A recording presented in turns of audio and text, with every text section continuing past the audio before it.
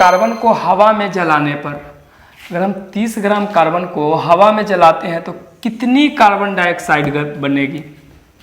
अगर हम 30 gram carbon dioxide को हवा में जलाते हैं तो ये बताओ कि कार्बन डाइऑक्साइड गैस कितनी ग्राम होगी? ठीक है, हल करते हैं। देखिए 1 नंबर है 30 ग्राम कार्बन डाइऑक्साइड।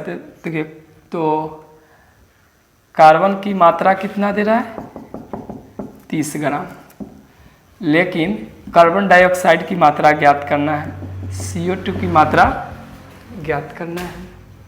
ठीक है, तो पहले अगर हम इसका समीकरण लिखें तो C+O2 अगर कार्बन के साथ ऑक्सीजन को संयोग होता है तो जलता है ना, तो 30 ग्राम कार्बन को हवा में जलाते हैं तो क्या बनता है? CO2। तो कार्बन का आणविक द्रव्यमान, ग्राम अनुद्रव्यमान कितना होता है? तो कार्बन का होता है 12 ग्राम, क्योंकि हम लोग जानते हैं कार्बन का परमाणु द्रव्यमान 12 होता है, तो 12 ग्राम हो गया। लेकिन CO2 का क्या हो जाएगा? तो कार्बन का 12 प्लस O2 2 गुना 16 जो पढ़े हुए हैं पहले, तो 12 प्लस 16 दूना 32, 32 और 12 2 2 4 3 1 4, अर्थात ग्राम अनुद्रव्यमान कितना हो जाएगा CO2 का? 44 ग्राम। अब एक एक नियम से करके इसको हम लोग सॉल्व करेंगे कि चूंकि क्या लिखेंगे 12 ग्राम कार्बन को जलाते हैं, अगर हम 12 ग्राम कार्बन को हवा में जलाते हैं तो 44 ग्राम CO2 प्राप्त होता है ना। चूंकि 12 ग्राम, क्योंकि 12 ग्राम कार्बन का अनुद्रव्यमान है, इसको जलाएं ऑक्सीजन के साथ तो बना CO2। जब CO2 बना तो इसका अनुद्रव्यमान ज्ञात करते हैं। हम लोग को पता है अनुद्रव्यमान किस तरह ज्ञात करते हैं? ग्राम अनुद्रव्यमान कार्बन का परमाणु द्रव्यमान प्लस 2 गुना ऑक्सीजन का परमाणु द्रव्यमान, क्योंकि O2 है यहाँ पर।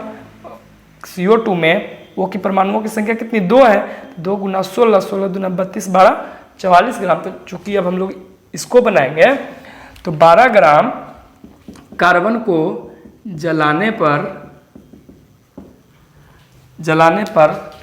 प्राप्त CO2 कितना ग्राम हो जाएगा? तो 44 ग्राम। 12 ग्राम कार्बन को अगर हम जलाते हैं तो CO2 कितना प्राप्त होता है?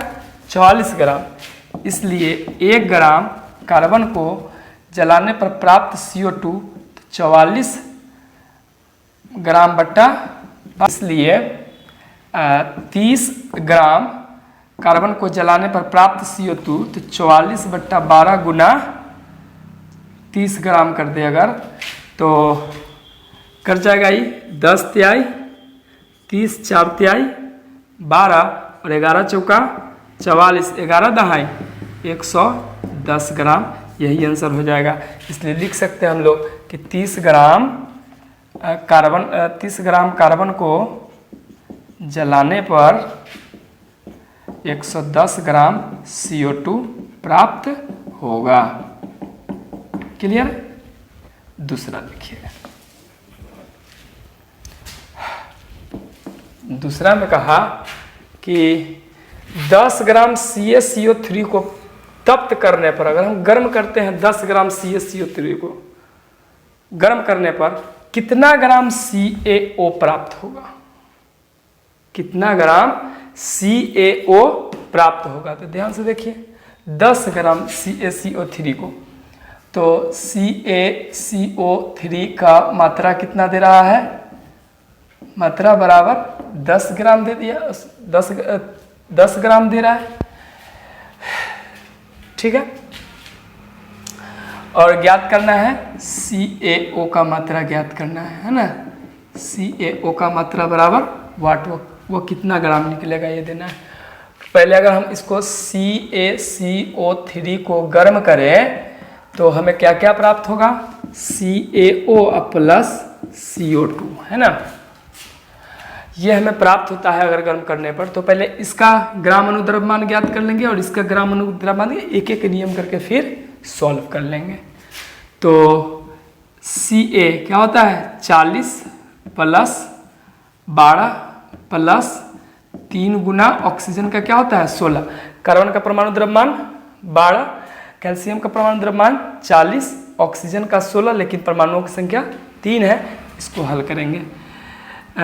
40 + 12 + 16 या 48, 8 2 10, 4 1 5 4 9 1 10, 100 ग्राम। ठीक है, क्या है, किसका है, तो ये इसका ग्राम अनुद्रव्यमान है। CaCO3 का ग्राम अनुद्रव्यमान इतना है। हमें CO2 को कुछ नहीं करना है, सिर्फ हमें CaO को निकालना है। तो Ca का वैल्यू कितना हो जाएगा, तो Ca का हो जाएगा 40, क्योंकि हम लोग जानते हैं Ca का परमाणु द्रव्यमान 40 होता है, प्लस ऑक्सीजन का 16, दोनों को जोड़ेंगे तो 56 ग्राम हो जाएगा। तो जब CaO का 56 ग्राम आणविक द्रव्यमान निकल गया, CaCO3 का 100 ग्राम निकल गया आणविक द्रव्यमान, कितना आसान है, इसी तरह करके लिख लेंगे। चूंकि 100 ग्राम CaCO3 से प्राप्त, चाहे गर्म करने पर प्राप्त CaO बराबर कितना ग्राम है, 56 ग्राम है।